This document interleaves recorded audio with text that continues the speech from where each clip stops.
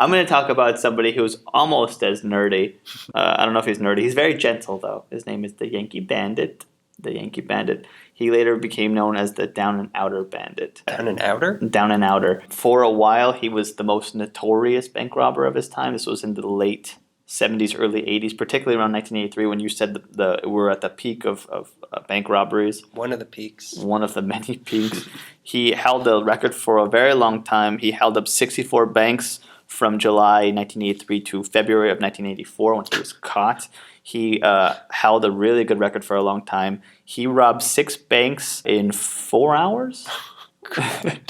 And he did all of this with a starter pistol, which he never held in his hand. He always had it in a bag. Like a horse race starter pistol? Yeah. Go. Fill the bag. That's how he caught him off guard. Did something that's happen? cute. Yes, sir. All reports throughout his entire career robbing banks, everyone regarded him as being incredibly polite and gentle with them. And even after he would leave a situation, people were like, that wasn't so bad. You know, one of the stories I'm going to talk about, if you're nice while you're robbing people, they forgive you very easily. Yeah, they're like, okay, Note to the kids out there, be polite, you can rob a bank. Put a smile on that gun. Put a smile on their face like the Joker. Yeah, like I was saying, he robbed 6 banks on his best day, November 29th, 1983, and he took close to $250,000 between, I believe it was Century City and Sherman Oaks. Okay. Never heard of either of those. His name is Edwin Dodson. They call him Eddie Dodson. Dodson. God, I didn't make that connection. Girl. It's always some movie, isn't it? Yeah. It's always one movie or the other. What movie? This story is very Ventura Boulevard, 70s California Free Spirits, Party with the Movie Stars. Tom Petty song. It's a very Tom Petty song. Yeah, so he was actually born in North Carolina, and he was caught on a drug possession charge, and he fled that and moved to California with his girlfriend, and he started a life over here like under a fake name, and eventually he had found an attorney who was able to drop those charges. He shouldn't have picked the Yankee Bandit to be his new name. He really gave it away. After those charges were dropped, he just was able to use his original name, his real name again, excuse me. His original name was the Down and Outer Bandit? It was his original name. His Christian name? Why do you want to name him that? You'll see. A long line from the Bandit family, that's why. So he moves to California, and this is in the late 70s. I think it was about 78. Mm-hmm. And he the starts Rifkin time. The Rifkin time, exactly. And he is working on a place on Melrose, as the book said, when it was hip but not trendy, which I like. It was very funny. And he eventually is able to buy his own store where he sells these like vintage antiques, where they like mark up the prices and sell to celebrities and stuff. I did hear about this guy. Did you? Yeah. And like this spot eventually became a party spot, and like John Belushi and Steve Martin and Jack Nicholson and Lily Tomlin and Liberace and Yoko and John and Yoko were there. Yoko and Liberace. Yeah. She was cheating on John with a gay man.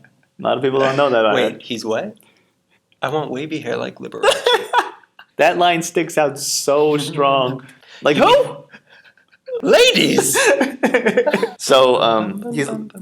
God damn you. You're putting me to sleep with that damn Sandman. Wavy hair like Liberace. Sandman. Wavy hair like John Belushi. So, he starts, of course, because of the time, starts taking drugs. He starts, because he's already got caught on a drug possession, which was just marijuana. And he's not really a particularly, like, drug fiendy kind of guy. He's very small, and people like him a lot. He's very polite to everybody, like he would later be to all the bank tellers he would rob. He gets hooked up on drugs. He starts with, I think it's called Speedball, where you mix heroin and cocaine. He starts with coke, and then he moves into heroin slowly, does Speedball, and then he gets onto something particularly vicious called, it's heroin from Iran, and it's called Persian Brown. And instead of... I know him. Oh yeah, I buy fiddlesticks from him. It's called Persian Brown heroin. It's very sandy looking. You don't... you could... Excuse me? Nothing. Okay. You could inject it with a needle, or you can do the particularly wasteful thing with the heroin. It's called chasing the dragon. You like put it on tin foil, and with the straw you light it from underneath, and it turns into smoke, and you suck it all in. That's what that means? Yeah, and you get high really, really quickly. And you can breathe fire. You can breathe fire, and you also ruin your life. Persian brown heroin went for about $700 a gram, which translates to about $20,000 for an ounce. a junkie who was using a needle to inject it could make it on 1 or 2/10 of a gram a day, which is about like $25 to $100 worth. But he was doing this other thing, the lighting it. He was chasing the dragon. So it was his habit was like $500 to $900 like a day. Like each time he had to go to the junkie, which was often because it was so wasteful. A day. He must have had to rob banks to make that kind of money. Almost daily. He did it almost weekly. And he did it like, he went like he really was making withdrawals. Like he would just like, okay, well, he was having withdrawals. Spread the withdrawals. Slowly, because of his drug habit, the store started failing, and he was he had no way to make income. So he decided, oh, hey, I know banks pretty well. I ran a store. I used to make deposits every day. I kind of get the gist of it. And he knew enough. The cash machine. He knew enough not to like wave a gun around. You know, they call it a takeover, where you go in with a gun, everyone get on the floor. He knew not to do that. He knew if he would just threaten them, they would just give him money. And he knew you have 2 minutes to get out of the place, basically, before the cops are able to respond. After you ask for the money, there's a silent alarm under the desk that they do, and that's how they call the police. I have one here. Don't worry about it. I wish there was some sound effects around here. Oh no, a jellyfish is back. So on July 5th, 1983, he robbed his first bank, the Crocker National Bank, on Larchmont Avenue, not very far from his townhouse. He waited in line just like anybody else, and then he chickened out and sat in the lobby for a bit under under one of those plants that are tree-like. And then he decided, oh yeah, I have a heroin habit. So he got back in line, and he walked up, and he waited just like anybody else. It was his turn. He walked up to the teller, puts the bag on the counter, he unzips it to show the starter pistol, and he says, you know what? This is a robbery. And that's how this all started. And by November of that year, he had already hit 30 banks in a very calm style, which kept him low on the list of bank robbers, because most of the ones that were violent are the ones who get looked for first because they don't want anyone to be killed. So people who are able to keep a low profile can rob banks for a lot longer because FBI agents are sort of like, whoa, whatever. Interesting. Go on. Low profile. And by the end of November, he had already hit 40. He was doing them quick. And keep in mind, he started in July. On November 29th, 1983, he did what many called the unthinkable. At 1:30, he robbed the sperm bank. They thought, it can't be done, Eddie. It can't be done. Sir, you don't know where you are. We're not that kind of a bank. Put the pump in the bag. I'll create my own posse. I thought you were going to say, I'll create my own pasta. I'm like, ugh. I don't even know what that means. It's sperm bank terms. Yankee Bandit. They call him that because he wears a Yankees cap as he's leaving. Pull it out of the bag, has sunglasses on. Yankee Bandit. Wait, he puts it on when he's leaving? Yeah, he doesn't wear it. He's so cool. I know he is. He's almost, I don't want to say indescribable. They have a physical description, but he sort of looks like so many people that are like, okay, great. Like short graying hair gentleman. Look for him. So, man in a hat. I found it weird to be doing a podcast about LA and the guy's wearing a Yankee hat. Yeah, that is weird. Yeah, but there's so many. He probably wanted to confuse us to think that the robbery was happening in New York and we wouldn't report it. That's why it took so long. On November 29th, 1983, the Yankee Bandit does what is called the unthinkable. At 1:30, he robbed the B of A in the Melrose District for $1,740. 30 minutes later, and 16 blocks west, he hits a City National Bank in the Fairfax District for $2,349. 45 minutes later, he hits a Century City, goes into a bank, tries to rob it, but the teller gets scared and starts to back away, so he chickens out. But he still comes. Yeah, I know. Who could be more scared? Oh, you know. Whoa, whoa, whoa, whoa! As they're both backing away from each other. Played by Don Knotts, the ghost who's scared of humans. Whoa! Don Knotts trying to rob Stan Laurel. But you were. Ali! So he leaves that bank that he tried to rob. He goes like a block away to a First Interstate Bank and robs them for $2,500. Another 45 minutes later, takes the 405, robs the Imperial Bank on Wilshire Boulevard in Westwood for $4,190. This one was mentioned in the book because this branch was 6 blocks away from the FBI building in Westwood, so they thought, oh, the audacity that this punk comes drove right across us to get there. And then he heads to the First Interstate Bank in Encino, walks away with $2,413. 6 banks in 4 hours. Of those, 5 were successful, and for the day he walks away with around $13,000. About a month later, he hits 4 banks in one day and walked away with $12,000. So he was very good at this. He had his method, he stuck to it, and it was so low profile that he was able to do it for a very long time. They thought they were about to peg him down, and he disappears for like 4 weeks, and they can't figure it out. Turns out that these 2 big takes that he had the desperation came from he was going to take a trip to England with his girlfriend, and he wanted to fund that. And he also wanted to have enough heroin to last him 4 weeks in England, so he didn't have a connection. So he comes back, and he robs a couple more banks. He kind of keeps it going throughout January. This time, the heat starts to get hot. The heat gets turned up on him. Are you speaking of heat in the slang sense of police officers? Oh, I didn't even think about that. I just meant it was January in California, so it was hot. Oh. Yeah, because then there's no winter. Global warming. Can we do a podcast about global warming? Almost never. I want to do it on smog. It's going to be the most boring podcast the ever. dragon from You son Hobbit? of a bitch. The desolation of smog. We can call it that. Coming soon. So he comes back, and his friends start noticing that Eddie has a lot of cash, and he doesn't make a lot of bank withdrawals. And there's a description of him His in the friends paper. keep track of how many times he makes a withdrawal from the bank. He Does anyone know Eddie's debit code? Hey, I've never been to the bank with him either. Like any bank in the area, because he always freaks out before we go. He's like Davey and I'm trying to take him to church. No. His friend Charlie Fine lends Eddie $500, I believe, and there's a couple months he never thinks he's going to see the money again. Then Eddie says, "Well, come over and I'll pay you back." So he comes over and he pays him in like tens and like 20s, which is they call the low end part of the when you rob a bank and they just like try to stuff it with like small bills and stuff. So that's what he was giving to his friend. This Charlie Fine guy was going through the paper one day and he saw a description, and I think they had a photo, like one of the security photos that's really grainy because it's from like 84, and it's Eddie with a Yankees cap and sunglasses. He's like, "Oh," and he pulls up a drawer and finds a photo of Eddie with in Big Bear wearing a Yankees cap and sunglasses, just casually. So he talks to Eddie and he's like, "You know, you might want to slow this down. I kind of have a feeling I know what you're up to, and it's gonna get ugly." And it did. He tried to rob a bank in Sunset and Vine, the Bank of America, right there. Sunset and Vine, which is right next to Palladium. Wait, Yeah, it's right next to Palladium. It's not near me, but yeah, like on the other side of the block is the LA Film School, which is Rush Street, and the Dome is right there. It's really close. It's like a block or two away. Oh, yeah. No. Wait. I think if that's the one you're talking about, I think that's where they tried to reopen CC Brown's for a little bit and it didn't work out. Possibly, yeah. Call back. Go on. He doesn't have an argument with the teller, but she is insistent to not give him the money. And What do you mean, go Mets? Look at the hat. Also, I need some money. Now, according to the book I was reading from Reader, there's two tellers. There's the female teller that Eddie ended up with, and she's kind of adamant to not give this robber the money, and he kind of is starting to get more and more aggressive, and to where point where she's getting scared and she doesn't make a hoopla because he has a starter pistol and she knows the starter pistol. But there's a male teller who's attracted to this female teller who could tell that something's happening there, and he kind of like pegs it. So he walks away with some money and he's almost out the door, and then he can hear this male teller chasing him down. So he's okay, and the male teller is not going to like chase him because they don't know this gun's real. So he starts trailing him, and then he's just walking faster. And then the teller finds taxi driver's like, "Wait, well, follow this guy, and Eddie's just walking. Exciting. I know. And he walks in an alley. He's just tossing money to like try to go, "Okay, here's money, leave me alone." Not working. And this bank teller and the taxi driver are chasing him down the street. I think they end up all the way on Franklin from Sunset. Like he's just trying to get away. And he passes this group of Latino gentlemen, and they're like, "Oh, stop him! He robbed the bank." I'm like, "Who cares? Me too." And then eventually he's trying to get away, and a cop on a bike sees this thing happening, and the teller lets him know. And then before you know it, he's arrested. This is in 1984.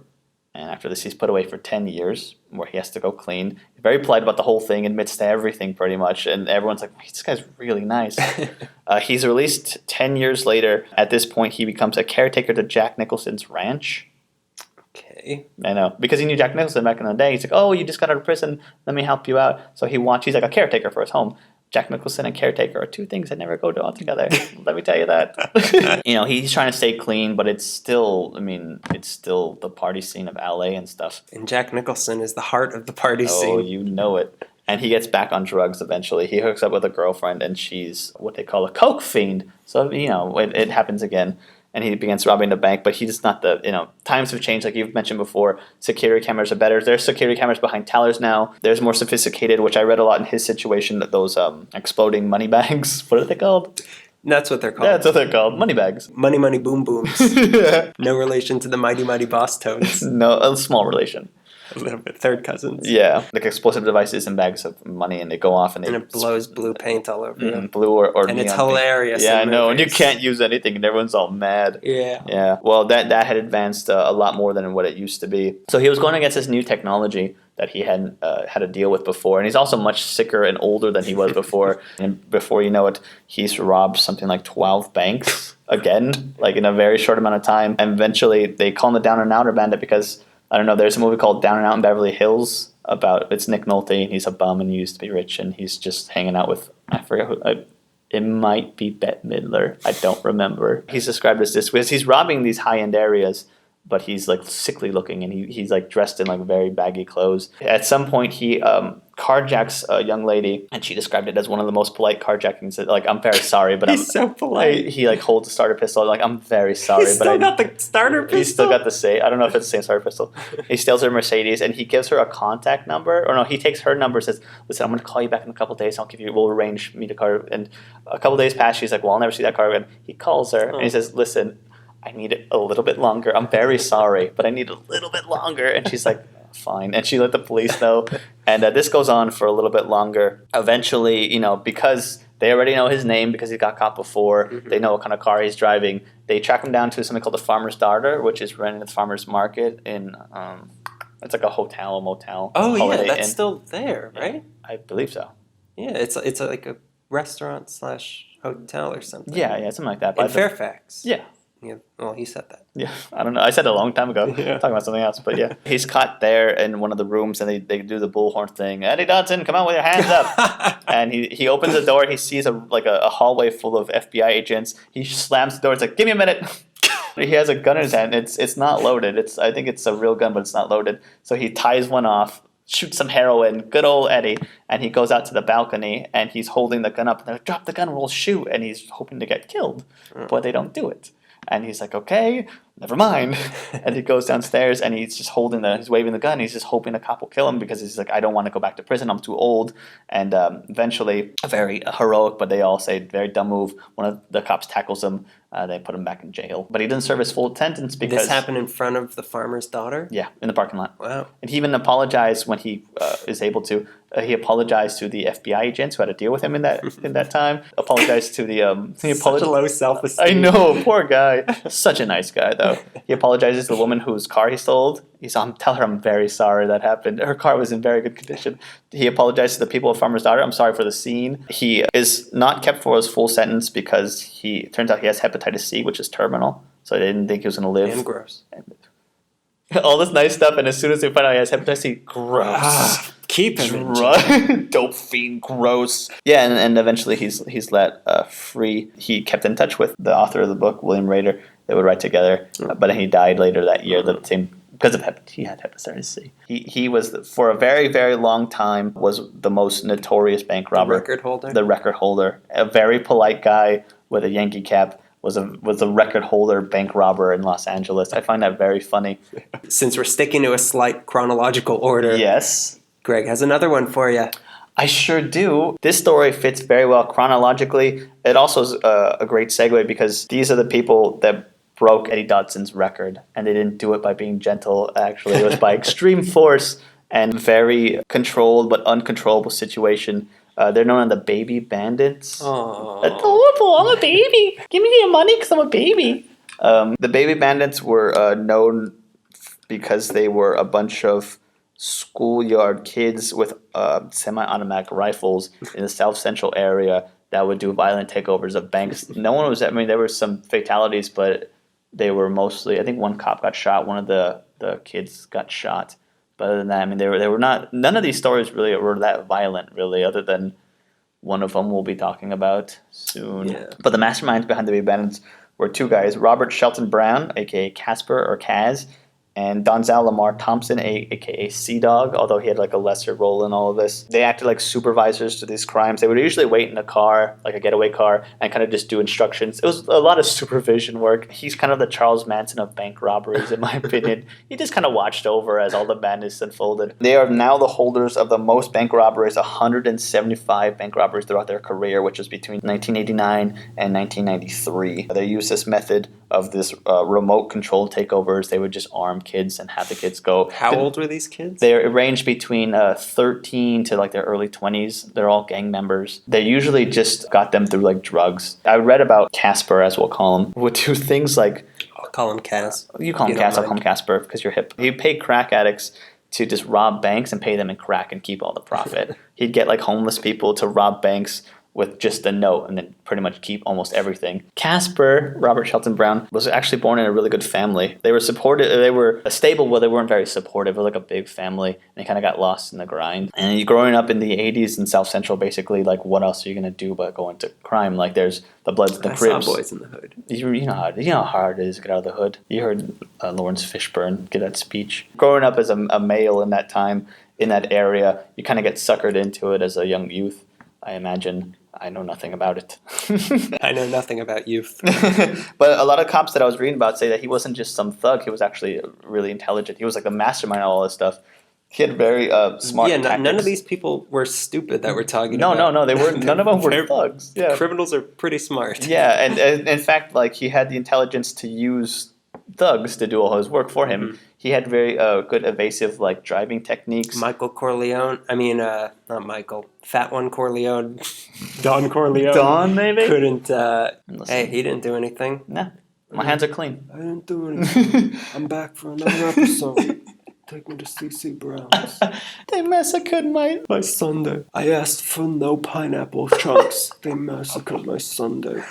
Now, as he got older, Casper got involved with the Crips. He started rising in the ranks really quickly because of his aggressiveness. Really cripply? Yeah, very cripply. He got into a special faction of the Crips called the Rollin' 60s Crips. Heard of that. One of the most dangerous of those. This is one of the crimes. I don't know if he's associated, but this is one of their crimes. They went into the home of NFL star Kermit Alexander in 1984. They killed his 58-year-old mother, his sister, and 2 nephews. And as it turned out, they wrote the address down wrong and went to the wrong house and killed all those people. Rolling 60s Crips. There's a certain lack of information on Casper, so there's not a lot. I know about the crimes he did, but I don't know when he was born. I know that at his peak, he was 23 when he was masterminding all these robberies. He was a baby bandit himself. He was in a diaper. He was really scary. You were bringing up statistics before we were talking about that. In 1991, Chicago had 95 bank robberies. In 1991, in California, they had 2,355. It's so weird that... How come LA doesn't have a Batman and Chicago does? Exactly. Isn't that kind of weird? Exactly. Yeah. Chicago doesn't need a Batman. No, 95 bank This city robbers. needs a Batman. Get on it. Kill your parents. I suddenly lost a lot of respect for Batman. And they were responsible for 175. And then this time, too, because the... Like you mentioned before, the access to weapons in that area, or just throughout, whatever. But this area as well, because of gang violence and stuff. They're able to get assault rifles. Most of them were violent takeovers. Eddie Dodson's time was sort of up of like, hi, I'd like money, please. He would just get these kids. One of the reports, he took a kid, like he got a kid to ditch nutrition class and come rob a bank. Like 14-year-olds, 15-year-olds. They would go into banks in Downey. Finance. They go into banks in Downey and Heinz Park. The kids were like uncontrollable, basically. A lot of them were scared, but a lot of them also were very angsty. They'd hop over. One report would I read about they try to fire a gun off and it wouldn't go off, so he pistol whipped the woman. A gun was able to go off. Soon after that, he starts firing at the thing, and they're just kind of going crazy. The cops show up. They go through a back window, and the cops show up with guns. They quickly arrest 2 of them. One of them tries to get away and raises a gun, and they blow him away. It's all these awful stories, and it meant nothing to Casper. They were just anonymous thugs that he would pull up, and they would always had a fresh stream of them. But this was also how he got caught, because a lot of these kids were scared and they were really young. They were just willing to snitch anything out, but they didn't have a lot of information, really. They couldn't, implicate him on anything specific. I found it really fascinating, though, that this 70s California had a lot of drug addicts, and 80s had a lot of gang members and drug addicts. And then it moved slowly to the 90s, which we'll talk about later, which is a far scarier thing that we see now. Smash Mouth. Smash Mouth. But Stop it. You stop it right now. How did he get caught? They snitched on him? They decided that the best way to do it, they were not going to catch him in the act because they almost had nothing on him. He wasn't in any banks. He wouldn't stay in jail for very long. So they began to accumulate as much information on assaults with guns and then try to attach him. So they only got him really on 15, but would later find out it was associated with 175 of them. He also did really weird things, He had a lot of connections. He was really high up in the Crips, was able to once use a school bus as a getaway vehicle, and an ice cream truck, and a postal truck. Speaking of Batman villains. It's very, he had these connections, so he was very crafty about everything. They never once called him... How did he get a postal truck? he knew somebody who had a private postal company. Yeah. Okay. And then he used You can have a private postal company? I guess so, like small delivery places, but he painted it to look like a U.S. postal one. Oh, he's got an artistic streak. Yeah, of course. His reign went between 89 to 92, and eventually, like I said, it was very simple. They just decided to implicate him for these 15 robberies, and he just couldn't get out of it. They had him hard on all these facts given to him by all these kids who snitched on him because he left too many gaps in it. He just didn't kill enough of them. He should have been doing that. That's his problem. That's his problem. You know what I give snitches?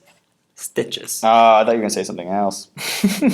Long hugs. They got him also as well. Not only the robberies that he did, carjackings that were associated, assault charges that were associated. So him, Casper, Robert Shelton Brown has 25 years before he's even eligible for parole. That happened in 1993. So if my math holds up, he's still in jail for another 4 years. He's still in jail for just a little bit longer. Good. And then C-Dog Thompson would do 22 minimum, which means he'd be able to probably be paroled soon. We should have him on. We should have them on. We should. This one's really scary just because it shows like the rise of like gang violence and how it's systemized. Like how like they always talk about how prison has like a system and a culture to itself, but so does like these areas and these gang things. You think they're all like very uncontrollable, but they have rank systems and they have like ways to move about it. They have ways to get away with crimes where you can rob 175 banks and only get implicated for 15 of them. There were so many different ways that they were robbing banks at this time.